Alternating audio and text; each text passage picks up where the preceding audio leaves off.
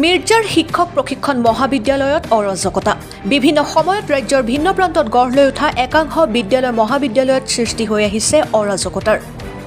সমান্তৰালকৈ দক্ষিণ কামৰূপৰ মিৰ্জাৰ শিক্ষক প্ৰশিক্ষণ মহাবিদ্যালয়তো অৰাজকতাৰ সৃষ্টি হোৱাৰ অভিযোগ আহি পৰিছে ঘটনাৰ বিৱৰণী মতে শিক্ষক প্ৰশিক্ষণ মহাবিদ্যালয় মিৰ্জাত দক্ষিণ কামৰূপৰ বৰিহাট শিকাৰহাটীৰ ধ্ৰুৱজ্যোতি দাস নামৰ এজন যুৱকে 4 বছৰ কৰ্মৰত অৱস্থাৰ পিছতো যোৱা ইংৰাজী 31 ডিচেম্বৰত শৈক্ষিক অৰ্হতাৰ অজুহাত দেখুৱাই তেখেতৰ কৰ্মৰ পৰা অব্যাহতি দিয়ে অভিযোগকাৰীৰ অভিযোগ মতে বিগত প্ৰায় 28 বছৰ ধৰি পলাশবাৰী সমষ্টিৰ এগৰাকী প্ৰাক্তন মন্ত্ৰীৰ সভাপতিত্বতে চলি আছে উক্ত শিক্ষক প্ৰশিক্ষণ মহাবিদ্যালয়খন লগতে কেইগৰাকীমান শিক্ষক শিক্ষয়িত্ৰীয়ে নিজৰ খেয়াল খুচিৰে মাহেকৰ দৰমহা বঢ়াই লোৱাৰো অভিযোগ উত্থাপিত হৈছে মহাবিদ্যালয়খনত কেইগৰাকীমান শিক্ষক শিক্ষয়িত্ৰীৰ শিক্ষকতা কৰাৰ প্ৰয়োজনীয়তা নাই বুলিও আমাক জানিবলৈ দিয়ে মহাবিদ্যালয়খন 2021 চনতে NCTEৰ পৰা প্ৰত্যাহাৰ হোৱা বুলিও জানিবলৈ দিয়ে এটা প্ৰশ্ন উত্থাপন হয় যে কাৰ আশীৰ্বাদত এই শিক্ষক প্ৰশিক্ষণ মহাবিদ্যালয়খনত এই ভয়ানক কৰ্মকাণ্ড সংঘটিত হৈছে এই সন্দৰ্ভত আমাৰ পৰৱৰ্তী প্ৰতিবেদন অব্যাহত থাকিব ব্যুৰো ৰিপৰ্ট অৰুণোদয় আসাম ধ্ৰুৱজ্যোতি দাস এই শিক্ষক প্ৰশিক্ষণ মহাবিদ্যালয়ত তুমি কিমান বছৰ পৰা কাম কৰি আছিলা মই এইখন শিক্ষক প্ৰশিক্ষণ মহাবিদ্যালয়খনত মই 2020 ছেপ্টেম্বৰ মাহৰ পৰা কাম কৰিছিলোঁ 2024 31 ডিচেম্বৰলৈ জানিব পাৰিছোঁ তোমাক এই স্কুলখনৰ পৰা মানে বিশেষ কাৰণ তুমি কোৱা মতে ধৰা বিশেষ কাৰণ তোমাক তাৰ পৰা অব্যাহতি দিছে তাৰ বিষয়ে তুমি অলপ জনাবা নেকি কি কাৰণ হ'ব পাৰে হয় মোক 31 তাৰিখে কলেজখনৰ পৰা ৰিলিজ কৰিছে মই তেখেতে ৰিলিজ লেটাৰখনৰ মতে মই আনকুৱালিফাইড বুলি তেখেতে ক'লে দিছে আনকুৱালিফাইড মানে কোনখিনি মানে যিটো পষ্টৰ কাৰণে যিখিনি যোনটো পষ্টত কাম কৰি আছিলোঁ সেইটো পষ্টৰ কাৰণে আনকুৱালিফাইড বুলি মোক তেওঁলোকে জনাইছে কিন্তু মই জনামতে সেইটো পষ্টৰ কাৰণে মই কোৱালিফাইড আৰু যোনটো পষ্টৰ কাৰণে তেখেতসকলে হেৰি কৰিছে সেইটো লেব এছিষ্টেণ্ট পষ্টৰ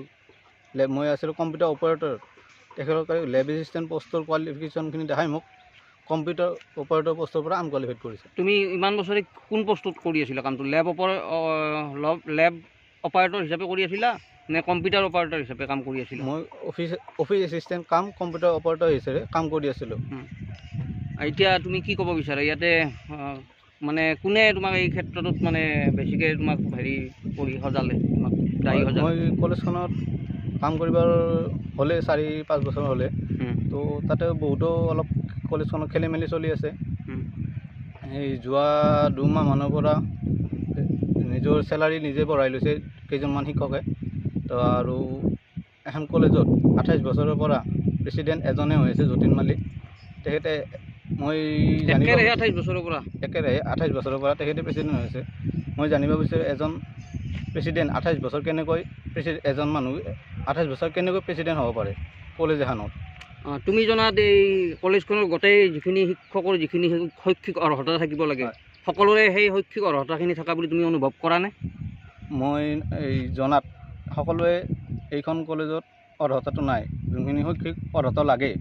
কলেজ এখনত BEd কলেজ এখনত এইটো তাৰ মই জনাত 3জন নাই তুমি নাম প্ৰকাশ কৰিব পাৰিবা নেকি এই ক্ষেত্ৰত হয় নাম প্ৰকাশ কৰিব পাৰিম তেখেত আছে মানৱ চৌধুৰী ভবিতা কাকতি এই দুজনটো তেখেতৰ একদম অৰ্হতা নাই শিক্ষকৰ তেওঁলোকে শিক্ষকতা কৰি আছে ইয়াতে তেওঁলোকে শিক্ষকতা কৰি আছে তেওঁলোকৰ কোনো নটিচ অহা নাই এতিয়ালৈকে তেওঁলোকে অব্যাহতি নটিচ কোনো ধৰণৰ নাই অব্যাহতি নটিচ মোকো দিয়া নাছিল মই 31 তাৰিখে মই অহাৰ পিছত মই যেতিয়া কলেজৰ কামখিনি কৰি যেতিয়া ঘৰলৈ যাব ওলাম তেতিয়াহে মোক ৰিলিজ লেটাৰখন প্ৰদান কৰিছে